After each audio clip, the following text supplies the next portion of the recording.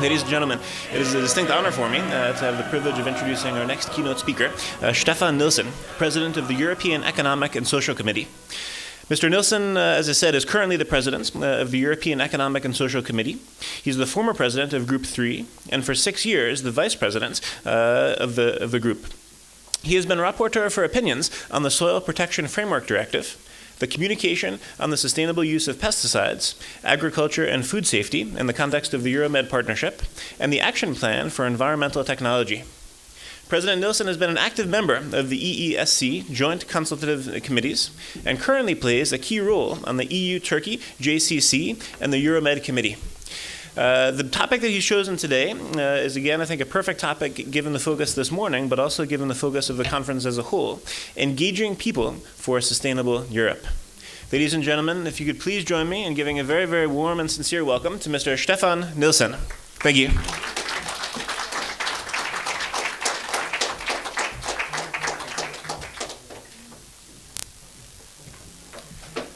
Thank you very much. I don't know if it is an honor for you, but it's really an honor for me to be here in Berlin and participate in this international economic conference.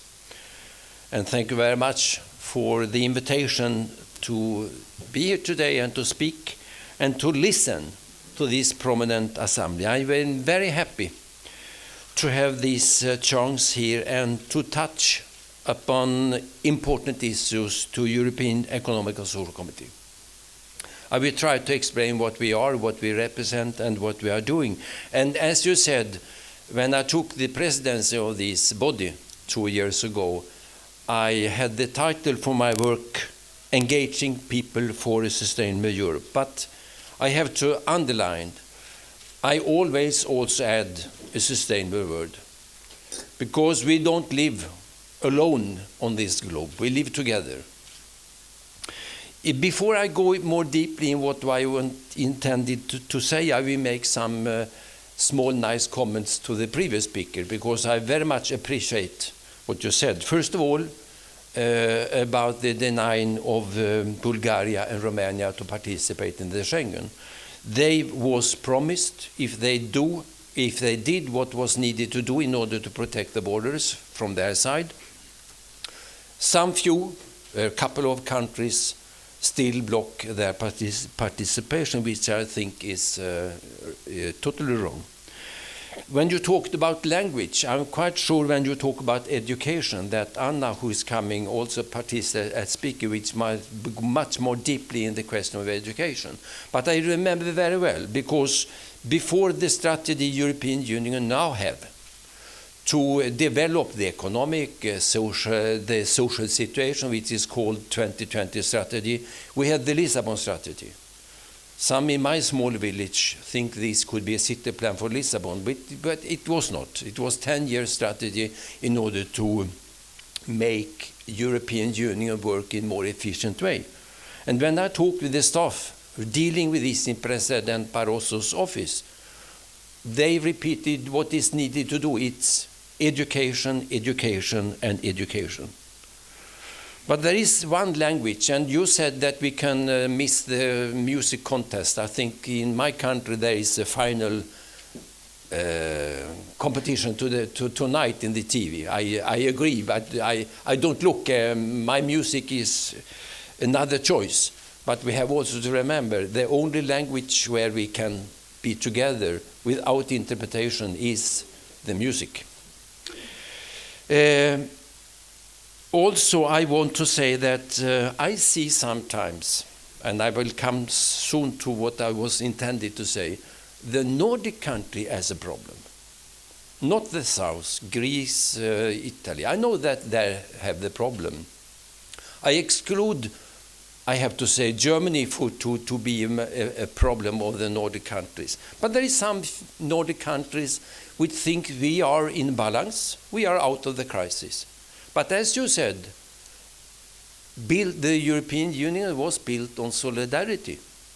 And I think you can see that all 27 member states now in one or another way we are affected by the crisis in some of the South countries. So I think still we need to keep this solidarity vision, and that is also very linked to what I said, that my title for my work program was Engaging People for a Sustainable Europe and a Sustainable World.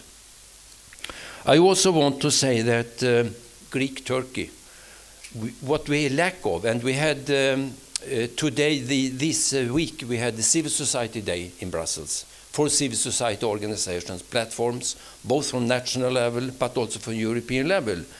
And what we lack of is a feeling of a European identity. If you ask somebody from the big United States, where are you coming from? They normally say United States. When we come from Europe, we say we come from Sweden, Germany, Finland, or whatsoever. We have a lack still of a European identity. But let me go back a little to my initial message, which I was intended to tell you. When I talk about building a sustainable Europe, the question is, how do we get there? And I will give two messages. My first message is building a sustainable Europe. It is by convincing people to engage in the society, in the future, and in each other. Solidarity. It is with political leaders creating the tools to support this, and listening to the needs of people and the environment. So in a nutshell, we can only achieve a sustainable Europe if we build it on dialogue and participation. My second message would be, let's change our way of thinking. And in front of me I see a lot of young people, and perhaps you have more easy to thinking in a little different way than an older generation. Let's see. I hope you make questions also.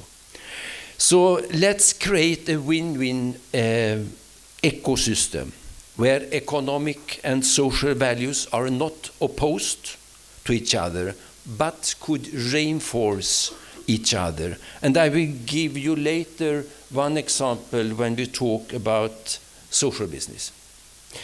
A win-win ecosystem where the needs of people and of the environmental can be reconciled, where, for example, even tourism is not always opposed to sustainability. I will touch later on it because this is also the title of the whole conference this week. And this will be my two main messages for today. So first of all, who are we? I said that I represent European Economic and Social Committee, and we were established in 1957 in the Rome Treaty, very much based on the French model. And I used to say we are the only body in the EU machinery, in the legislative process, which is composed of not elected people coming from the political side. We are coming from the organized civil society, nominated by organizations through lists from member states, but appointed by the Council. We are 344 members. We are mentioned in 5 articles in the treaty. So in the treaty, you can, I don't know if everybody have read the new Lisbon Treaty, perhaps Joanna, but there is some paragraphs which regulate that there exist 2 advisory bodies. It is the Economic and Social Committee. It's also the Committee of Region, where you have political leaders from regional and local level. And we are, as I said, an advisory body giving opinions. If you read the treaty, and you can find 35, 40 different articles where you can see that there is an obligation from the committee, from the Commission, to ask the committee for opinions.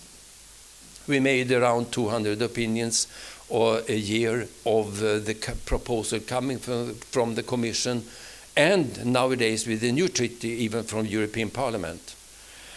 And who are we? We are coming from representatives of employers' organizations, trade unions. So we have what we call the social partners inside. We have the third group, where you kindly said that I have been chaired.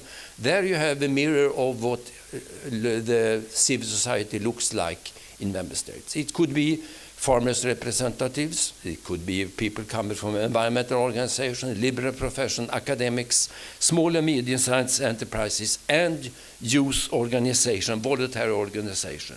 It's a very broad representativities.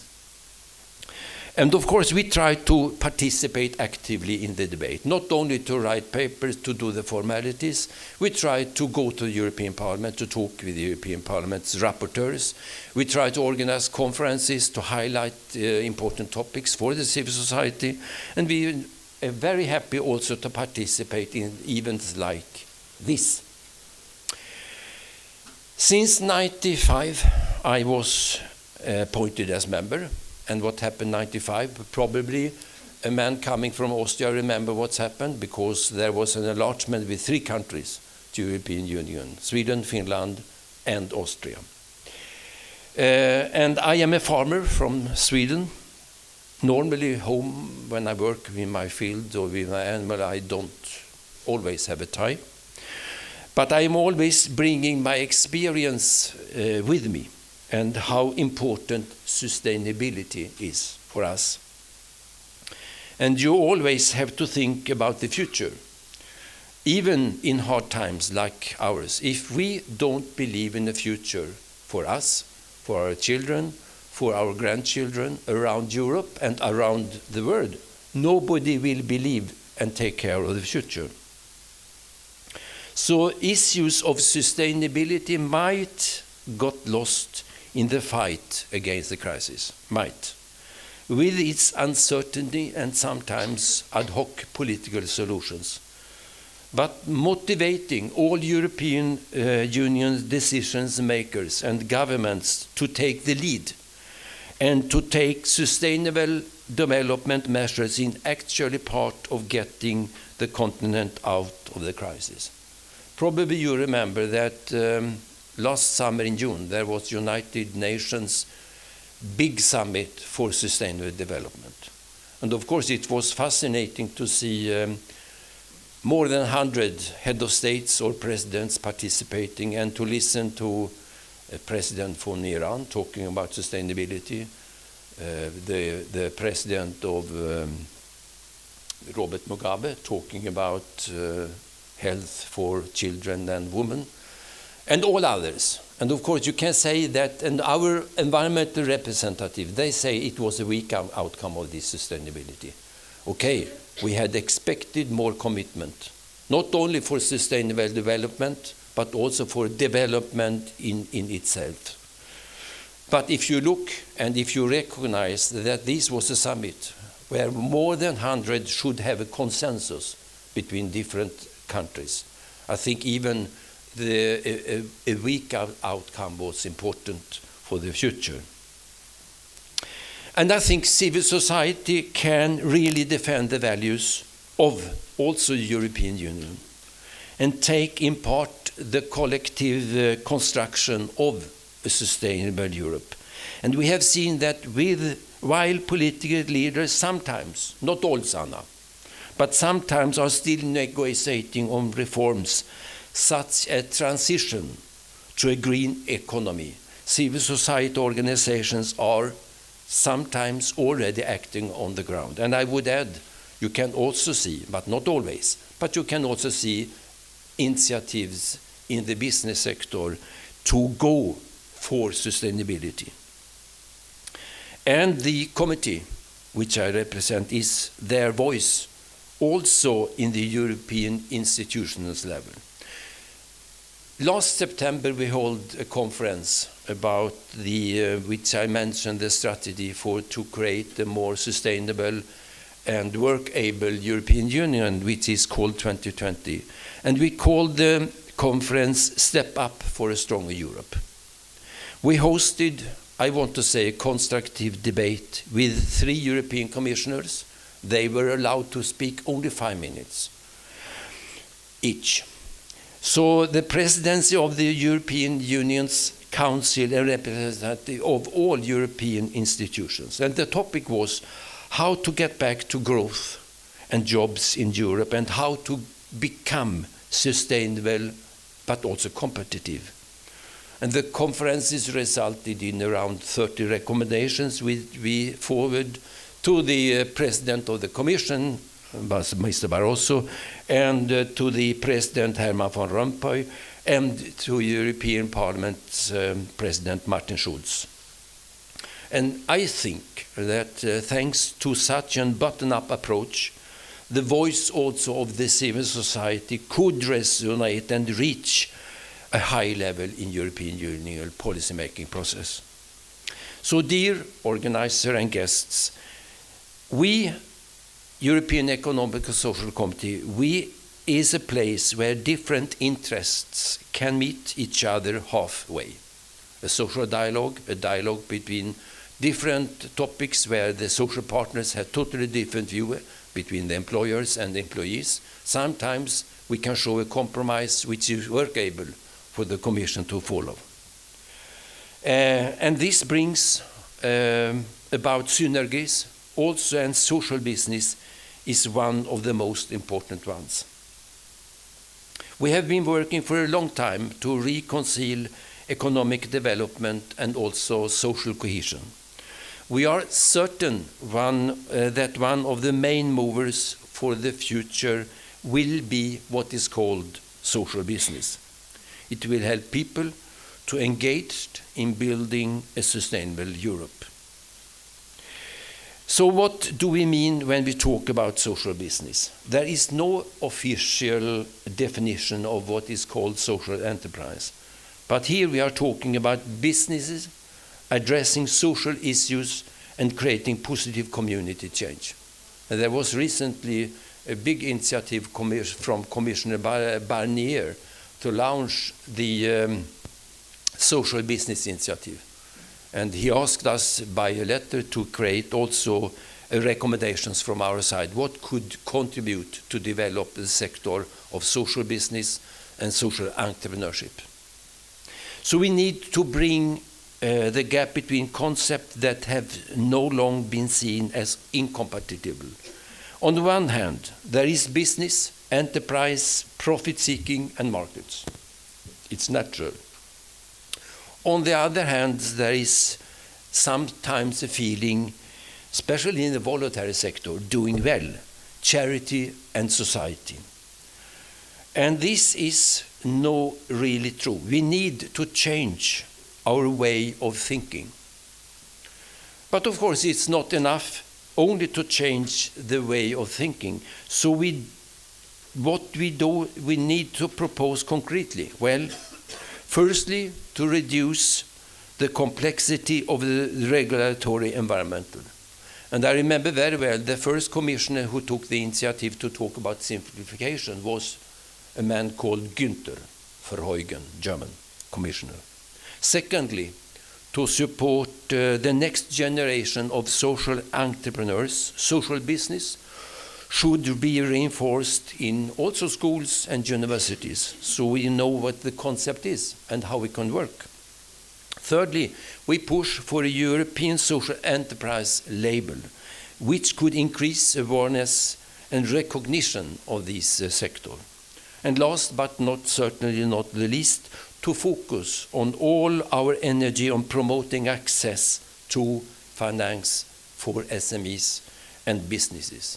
Yesterday we hosted a conference which is a federation for what is called popular banks. It's cooperative banks. I asked them if there also is a federation for unpopular banks, but they didn't know. But there is a federation for popular banks, cooperative banks.